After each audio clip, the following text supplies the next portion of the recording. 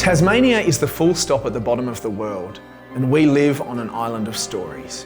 For years now, the Tamar Valley Writers Festival has celebrated our great thinkers, writers and readers, and now we're excited to share these insights globally. I'm Lyndon Riggle, and throughout this series, my colleague Annie Warburton and I will be talking to writers, playwrights, comedians, poets, editors, and all of those who share a love of the written word, right here on the Tamar Valley Writers Festival podcast. Hello, I'm Cameron Hindrum. In this very special episode of the podcast, our interviewers have become interviewees, and we're going to discuss the insights they've gathered over the course of the series. First is Lyndon Riggle. Aside from hosting the Tamar Valley Writers Festival podcast, Lyndon is a writer for stage, page and screen, and a senior secondary English teacher from Launceston whose work has won local, national and international awards. Lyndon's first picture book for children, Becoming Ellie, was published in 2019. Our other podcast host, Annie Warburton, is a lawyer turned broadcaster and writer. Annie joined the ABC after leaving Darwin in 1983. She's worked mostly in local radio and TV, but has written, presented and produced features for ABC Current Affairs and Radio National. Annie has been widely published on language, social issues and law in various local and international publications. Since retiring from the ABC, Annie has set up her own website where she publishes reviews, travel writing and social commentary. She's currently writing for the independent regional newspaper, the New Norfolk and Derwent Valley News.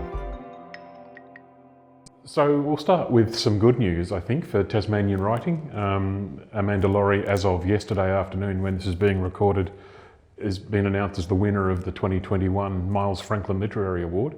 She's only the second Tasmanian to have won it. Christopher Koch won it back in the mid-1990s.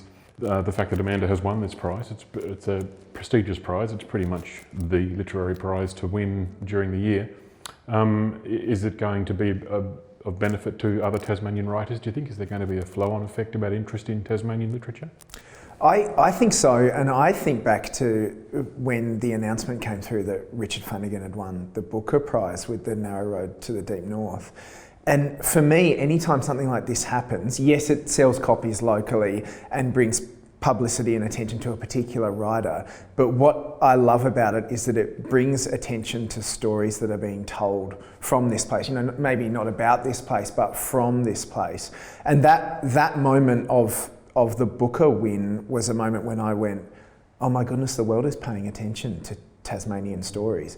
And so anytime there's that seal of approval, and of course Robbie Arnott was highly commended as well, so there are these little moments of seals of approval for Tasmanian stories, Tasmanian writers, and we're in that community, we're part of that community, and so I think, and I think it's a really supportive community, so I think it's great for everyone when a moment like that happens. Yes, and it does kind of add to the mystique, the growing mystique of Tasmanian writing, doesn't it? I was reading something yesterday, going back to Peter Pearce, who's venerable Tasmanian man of letters, and I'd not seen this word before, but he'd coined the phrase Tasmanian exceptionalism in literature, and I thought, I suppose there it is. And in one of the conversations this morning about Amanda Laurie, I heard somebody just making an offhand comment that Tasmania, in terms of literature, punches above its weight. And I thought, do we? Or are we just having a lend of ourselves? But I think that it's undoubtedly true, actually. I've certainly long thought so, yeah. I mean, I've had quite a bit to do with poets and poetry as well over the years. I used to organise the annual Tasmanian Poetry Festival, and poetry is certainly, specifically poetry, is one area where Tasmania really does hold its own, certainly in the national scene, but also increasingly, I think, internationally as well, in terms of the poetry output that we have here. I might broaden our horizons slightly then, and in fact, not only regarding Tasmania, but regarding writing as well, back to the arts more generally. I don't know whether either of you have had the pleasure of attending the Unconformity on the West Coast. I haven't, no, but I know all about it. Yeah. I love the look of that. Yeah. Every time I see those ads at the cinema, you see them at the local. Well, if you're not doing anything in October, it's on again. So yes. Head down. I've been to a couple of them, and I just love them. And one of the things I love, which is where my question is going, is that it has stepped into a void, quite a large void on the West Coast, particularly in Queenstown, where most of the festival, occurs. And it's really helped Queenstown in a time of its economic downturn. The mine there is closed, of course, and people are leaving, but other people are moving in, and so the festival has really given them a bit of economic uplift and a bit of I don't know whether motivation is quite the right word, and it's thrilling to me that the arts can do that. Do you think that is something more generally that Tasmania can embrace, a sort of a saviour role, if you like, for the arts? I do, and it's a really challenging time to be thinking like that, but then I also think that we have to think like that, and that when times are hardest, that's when we sort of need to push for our art and push for creativity, because those are the things that kind of keep us going through all of these processes of lockdown and things like that. And up here, I mean, we've got the Poetry Festival, we've got Junction, and we've got the Tamar Valley Writers Festival. So there are lots of really exciting opportunities for artists, emerging artists, but also for audiences to go and sample all of these things and learn about these things. It's really exciting. The interesting thing about the West Coast too is the unconformity, and also I'm reminded that it's the setting for that new-ish movie by the young Tasmanian filmmakers, The Tailings, which seems to me is an absolute modern classic of the Gothic horror genre, isn't it? Another thing for which Tasmania is said to be an epicentre, to use a fashionable word. But the West Coast, and going back to Alexander Pierce, I think there is something about the West Coast there. I wonder, does it take advantage of that reputation in the unconformity? You know, Tasmania generally has a reputation for being an artist haven because of its isolation and its beauty. And within Tasmania, the West Coast is isolated within the isolated place, if you know what I mean. So it's kind of a layered thing, perhaps. And I know there are a lot of artists who live and work there now. Raymond Arnold is a good example with his beautiful visual art. Lots of poets and writers live and work on the West Coast, and now filmmakers have not moved in there, but they've certainly used it for inspiration and so on. I know you were talking to Caitlin earlier, weren't you, about the tailings? Yeah, so other things. We've interviewed Caitlin about the tailings for the podcast, and it was really interesting to hear her talk about the power of that landscape, and it's a landscape that both she and her family are really familiar with, and her parents were both teachers there at one point, and she talks about the isolation of it, but also the opportunity, the close-knit nature of the community. And I think in the tailings, it comes through by the end of that program that there is a lot of hope and compassion and community to be found in a place like that, as much as there is that sort of darker Gothic undertone as well. Yeah, I do want to explore that Gothic undertone business a little bit. We may come back to that a bit later. You've also, I mean, the very title, The Tailings, to me brings up immediately an environmental kind of thing, and I've long been fascinated by this constant tension in Tasmania between the environment and development or commercial interest. And as we speak, of course, in fact, yesterday on the West Coast there was a protest, a meeting held by Bob Brown and so on about the Tarkine and the proposal to build a new tailings dam in the Tarkine area. What does all of this mean in terms of where we live and what we're doing here and what Tasmania says to us, do you think?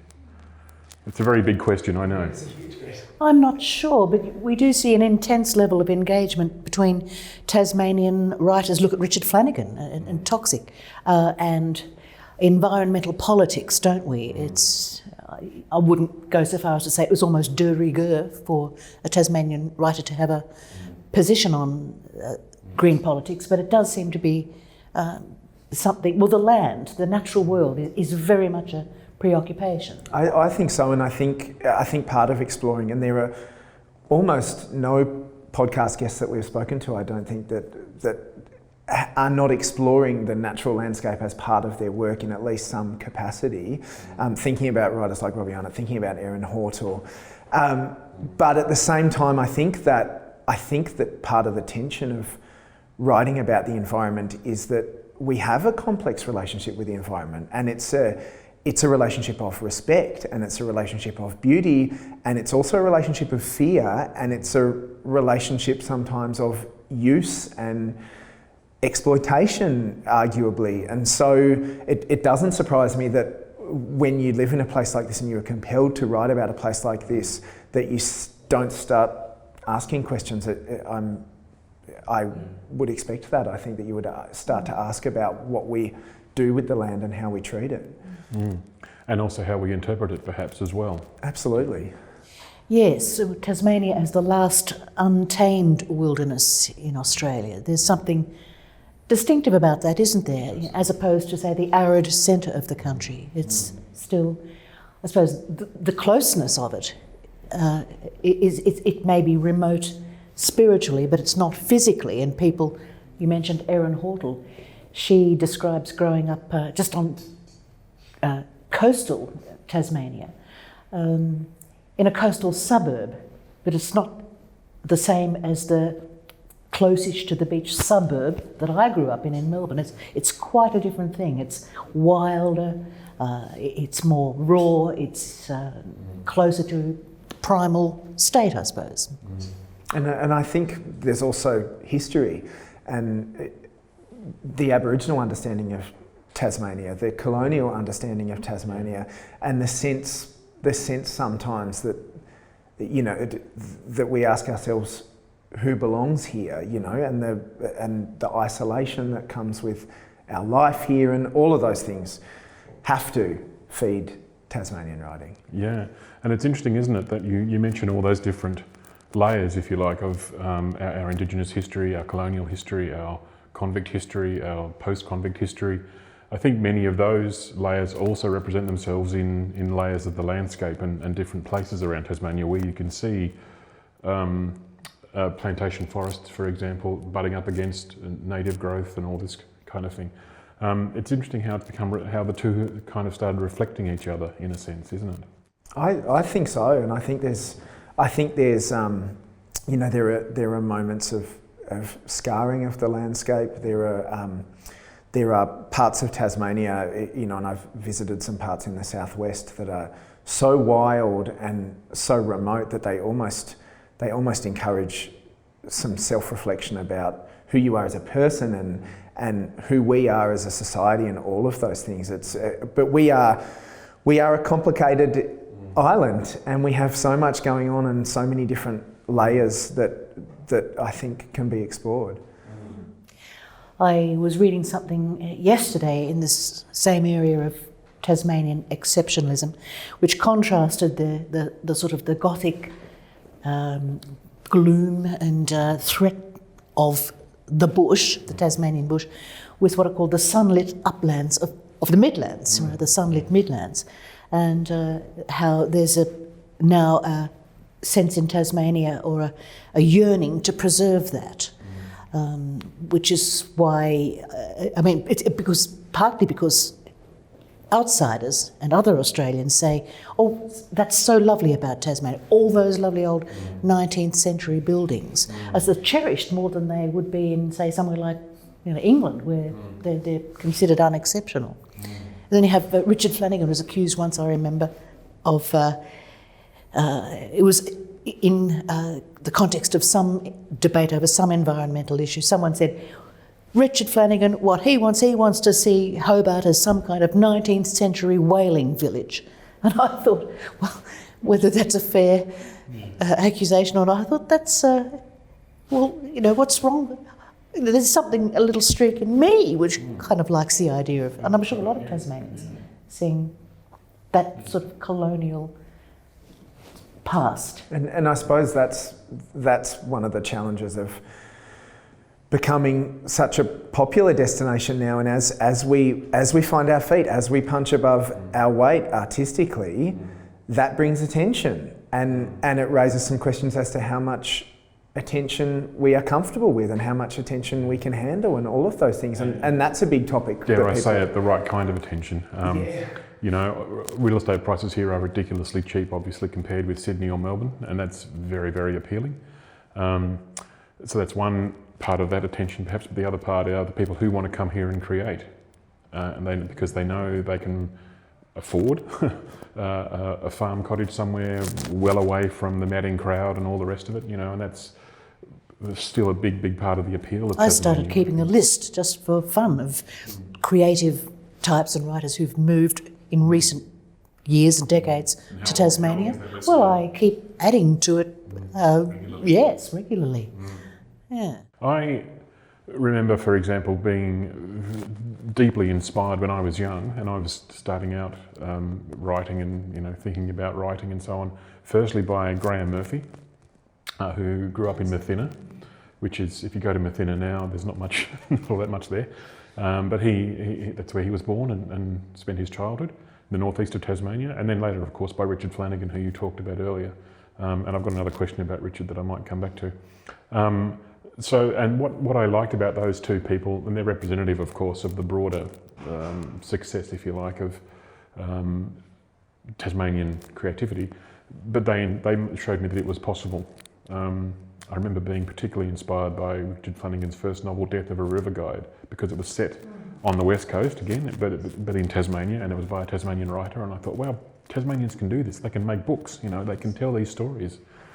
Have you had similar kind of flashes of insight in your own work or your own evolution as creative people? Well, just on the question of Richard Flanagan, I read that book too, shortly after coming, when I say back here to live, my father was Tasmanian, so it was a sort of return. But I can remember noticing at the time how utterly steeped in the Tasmanian landscape it was. It's not like so much of contemporary writing is about the urban experience, isn't it? But in the case of The Sound of One Hand Clapping, it's steeped in the land, in the rivers of Tasmania. It couldn't be more steeped in landscape. So I don't know that it's particularly affected my own creative. I haven't sort of embarked on writing fiction, but I had a similar experience with Richard Flanagan's work in terms of, I think he is just one of those writers that captures Tasmanianness so perfectly. But there were two other really crucial experiences for me, and one was that I had a mentorship with the writer Leon Tanner, who lives down in Hobart, and for me to be able to go to a writer's house and sit with a writer and talk about craft, whether she was writing in the Tasmanian landscape or not, just triggered some part of my brain that said, you can do this here, you absolutely can do this here. And in recent years, I went through university with Robbie Arnott, and in recent years to watch his success, and we were taught by Danielle Wood together, and to watch her success as Minnie Dark, all of those things are just constantly reinforcing for me that the opportunities are here and the community is here, the people are here to support each other, and I just think Tasmanian stories, as I've grown older, I've gotten more and more addicted to Tasmanian stories. There's something about them. Well, I suppose I could say that during my years at the ABC, there being lots of great Tasmanian writers was a boon because, they'd write a book. Do you want to talk to a writer? Absolutely. Writers have always got something to say. My favourite interviewees. And Tasmania being so full of them, hooray. Absolutely, yeah. It's almost a cliche, but there's quite a rich tapestry there, isn't there, of creative endeavour. And I mean, obviously our focus is writing, but not just writing. I mean, Graham Murphy's a dancer. I mentioned Ray Arnold before, he's a visual artist. I know one of the recent emigres to Tasmania is a cartoonist who goes by the name First Dog on the Moon. He lives just south of Hobart in the Huon Valley. And he, yes, I'm sure. And his catchphrase is, "Don't come to Tasmania, it's terrible here," somewhat ironically. So it's great that there's endeavour across the board, obviously, and Tasmania makes that possible, not only because, nowadays we have internet technology where it doesn't really matter where you live, you can communicate if you need to. But I'm also interested, I suppose, in the events, dare I say it, of the last 18 months or so with the pandemic. Writing is one of the things that hasn't necessarily suffered unduly because of that, where theatre did, certainly, and a lot of other creative endeavours did. But writing is something you don't need. Ultimately, you don't need connection to do it. You just need to be alone in a room with Did you both keep working through the pandemic and sort of maintain output and things like that?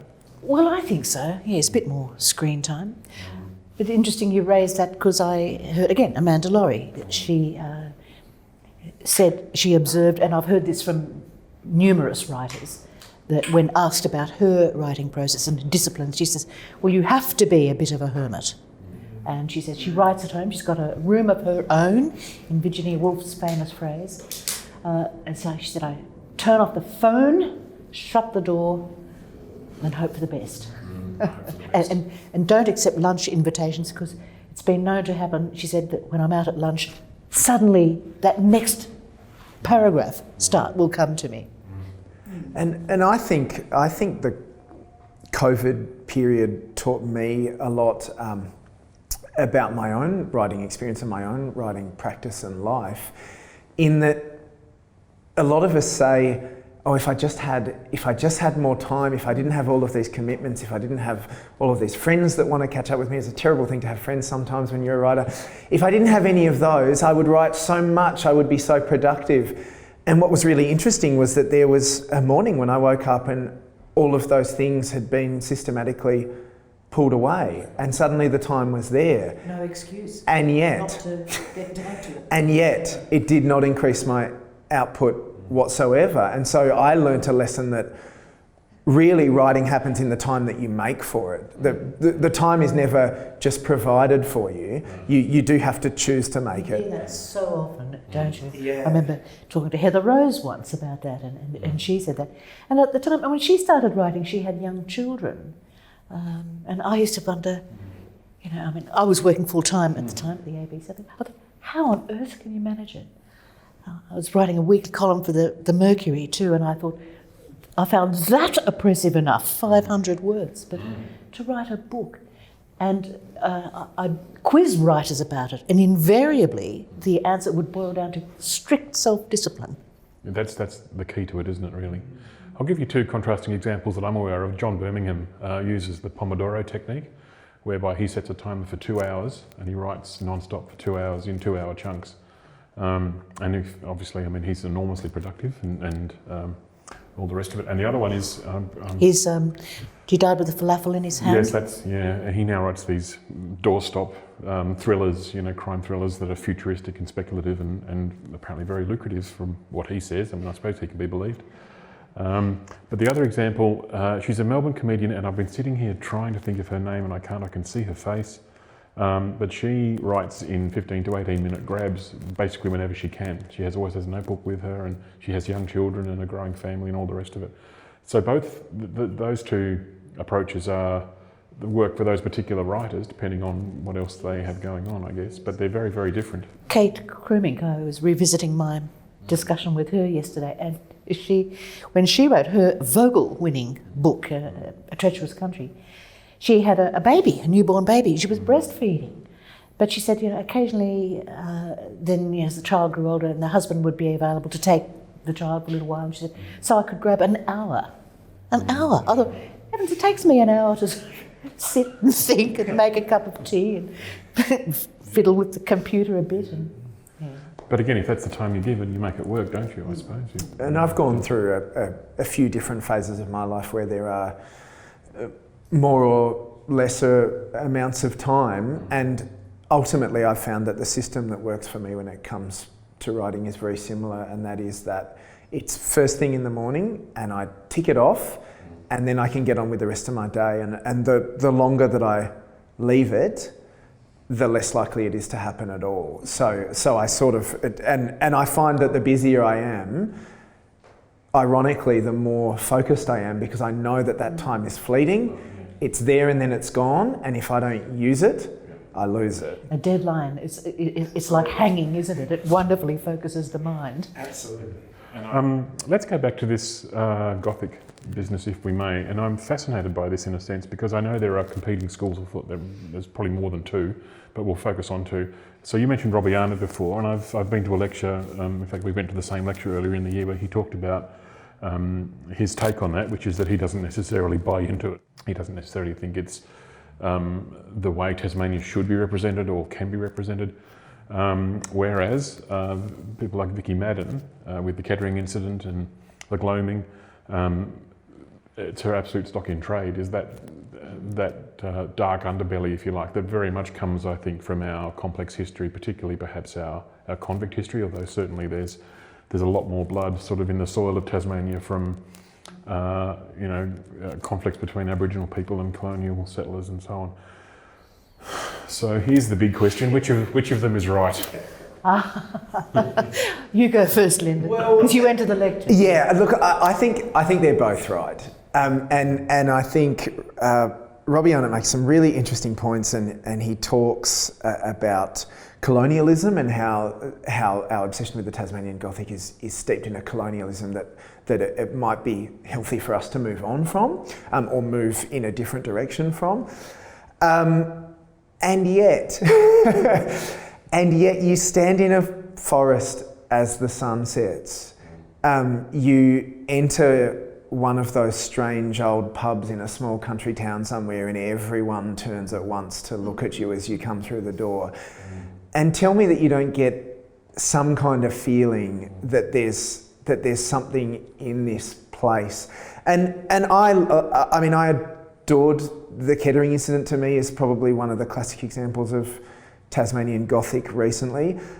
I love that feeling, and I love exploring the darkness, and I love writers who are doing for Tasmania what I feel Stephen King does for Maine, for example. And yes, I also find it wonderfully refreshing when I turn on something like Rosehaven and I see a really different, or Minnie Dark's The Lost Love Song.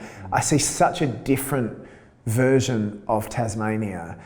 But I've got a Gothic horror novel in the drawer. I feel compelled to that too. There is something about this place that I think just sends a shiver down your spine. And if a writer wants to capture that, I say go for it. Well, it's definitely a thing, isn't it? I mean, Robbie's probably right when he says someone should do something other than Tasmanian Gothic, but obviously that is happening, yes. Thinking of The Nightingale, the feature film that was made, which is, again, here's the convict Gothic par excellence, full of blood and darkness.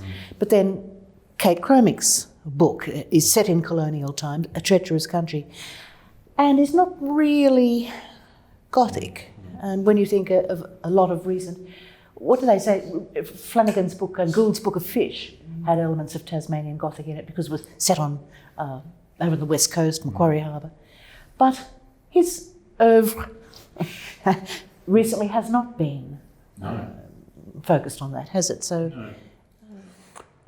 Interestingly, his very latest one, Living Sea, Toxic notwithstanding, his latest novel, The Living Sea of Waking Dreams, is Gothic by not being Gothic in a sense. It's very strange. He walks this really interesting line in that there's this allegory of the woman whose body parts are disappearing. That's extinction type, an extinction theme perhaps. But they're disappearing because of the way we're treating the landscape and the way this attitude we have that it's there so we can take it and use it. Chop down trees and get rid of habitats and do all that kind of thing. And that's does that stem, even though it's not traditionally Gothic, does that stem from a Gothic attitude perhaps? I think it does, and I think that's the solution to this problem. Is I'm very resistant to any kind of we need to stop writing about this topic at all. And I completely understand if the market suggests that a topic is dried up or finished or needs a little break. But for me, when it comes to questions of the Tasmanian Gothic, I think a great question for a writer to ask themselves is, what do we do with it now? If all of these Tasmanian Gothic products exist, if all of these stories have been told, how can I enter into a conversation as a new voice on that topic? How can I play with that topic or experiment with that topic rather than necessarily saying, I'll just stay away from it completely? Yes. Well, I suppose, at one level, if there's money to be made in it, why not?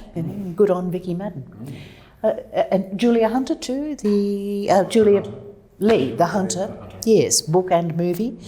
And there we see another very dark Tasmanian story, don't we? The extinction of this remarkable, unique creature Yes, which is, well, how can we not keep thinking about that? And why should we not keep exercising our imaginations and our minds about that? Absolutely. I might finish with this last little provocation, since we've mentioned Richard Flanagan. He actually has a little feature article in the current edition of the Monthly where he talks about what he believes to be his role as a writer, and it's to do with speaking the truth. In fact, he says, the freedom to write is the freedom to say the unsayable. Do you agree with that notion necessarily? And do you think that writers perhaps have a moral duty to be the social conscience of their community? I mean, I think he's a wonderful example of a writer who has done exactly that, and very bravely done exactly that, and should be very proud of the fact that he can live by those values. I think that there are lots of branches to writing, and I think that entertainment is and escapism can be a really significant and not lacking meaning as a branch of writing.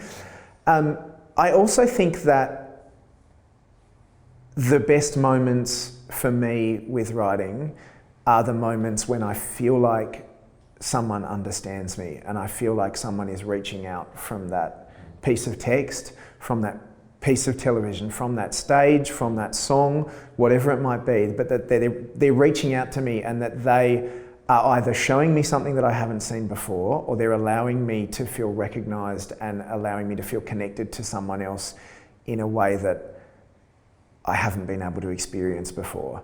And so part of that, I think, is telling the truth, but it might not be a societal truth. It might be sometimes just a personal truth about who we are. I think he's brave, but he's also, what he's saying is very much in the zeitgeist. I just would hope that in defending a writer's right to speak the truth, that Richard, and I'm sure he does, as most writers do, would say stick up for, J.K. Rowling's right to say, I believe in biological sex, and so on. These issues of identity politics and cultural appropriation. I mean, they are vexed issues. I hope that Richard's and everyone's, I think, belief in freedom of the pen, freedom of speech, would extend to discussion of these universal understanding of these problematic debates. Yeah, interesting. That's a lovely point to end on, I think. Thank you both very much for your time today. Good luck with your writing. My pleasure. And we'll wrap it up. Thank you very much. The Tamar Valley Writers Festival podcast series is sponsored by Events Tasmania, M Visuals, and the award-winning Turner Steelhouse Distillery at Grindelwald, home of Three Cuts Gin, the perfect accompaniment to a night of reading. For more information on any books mentioned in this program, please visit Petrarch's, Launceston's major bookshop and a wonderful supporter of the Tamar Valley Writers Festival.